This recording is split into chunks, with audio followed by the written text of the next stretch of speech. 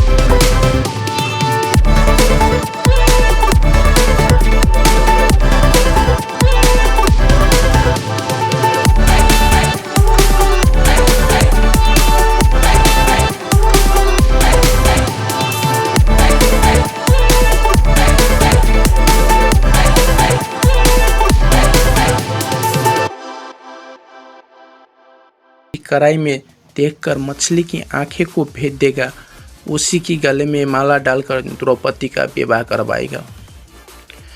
अर्जुन बहुत अच्छा धनुर्धर था। वो शर्त के मुताबिक मछली की आंखें के भेद कर शर्त जीत गया और द्रौपदी को अपना पत्नी बना के घर आश्रम ले आया।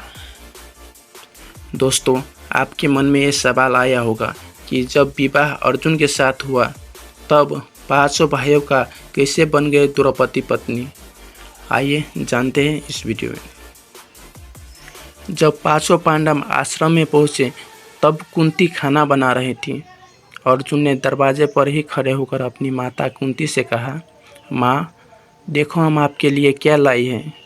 कुंती ने बिना देखे ही कह दिया, जो भी लाई हो पांचों भाइयों में बांट लो। दोस्तों, इसमें कुंती की भी कोई गलती नहीं। रोजाना पांचों भाई भिक्षा में जो भी मांग के लाता था कुंती सब में बांट देता था। इस बार कुंती काम में व्यस्त थी।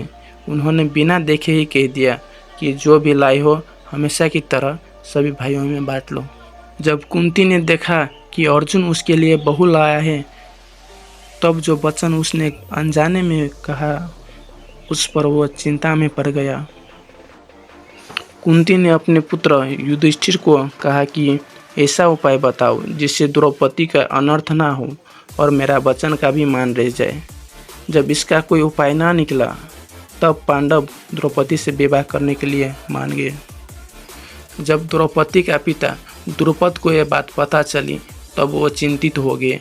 द्रुपद की चिंता दूर करने के लिए व्यास जी उसके पास गया और द्रौपदी के पूर्व जन्म की बात बताने लगी। द्रौपदी अपनी पूर्व जन्म में एक ऋषि कन्या थी। वो रूपवती और गुणवती दोनों थी, लेकिन पूर्व जन्म के कुछ कारणों से उसका विवाह नहीं हो पा रहा था। इसलिए द्रौपदी भगवान शिव की घोर तपस्या की। तब भगवान शिव ने द्रौपदी को मनचाहा वर मांगने के लिए कहा। द्रौपदी पति के शोक में इतनी डूब गई थी कि वो भगवान शिव से 5 बार पति दो, पति दो, पति दो, पति दो और पति दो कहा। फिर भगवान शिव तथास्तु कह दिया। यही कारण है दोस्तों द्रौपदी के 5 पति होने का। दोस्तों, ये कहानी को सुनने के बाद राजा द्रुपद द्रौपदी का विवाह पांचों पांडव से कराने के लिए राजी हो गए। द्रौपदी पांचों पांडव से शादी करने के लिए अभी भी राजी नहीं था। फिर द्रौपदी ने एक शर्त रखा कि पांचों भाई आगे चल के किसी से भी विवाह कर सकते हैं, पर रानी का स्थान उसे ही मिले। उसी अनुसार सबसे पहले उसका विवाह बड़े भाई युधिष्ठिर के साथ हुआ। उस रात द्रौपदी ने युधिष्ठिर के साथ अपना पत्नी धर्म निभाया। फिर इसी अनुसार पांचों भाइयों से एक एक करके उसका विवाह हुआ। अब यहाँ सोचने वाली बात यह है दोस्तों कि द्रौपदी का विवाह सबसे पहले युधिष्ठिर के साथ हुआ और द्रौपदी ने उसके साथ पत्नी धर्म निभाया, तो फिर बाकी भाइयों के साथ अपना पत्नी धर्म कैसे निभाया? दोस्तों, द्रौपदी को वेद व्यास से आजीवन कुमारी होने का आशीर्वाद मिला था, इसलिए एक भाई के साथ पत्नी धर्म निभाने के बाद द्रौपदी फिर से कुमारी हो जाती थी। एक बार देवऋषि नारद पांडव के पास आया और पांडवों के प्रति चिंता जताते हुए पांडवों से कहा, द्रौपदी तुम 5 भाइयों के पत्नी है, इसलिए द्रौपदी के लिए तुम 5 भाइयों को नियम बना लेना चाहिए कि कौन भाई कितने वक्त द्रौपदी के साथ समय बिताएगा।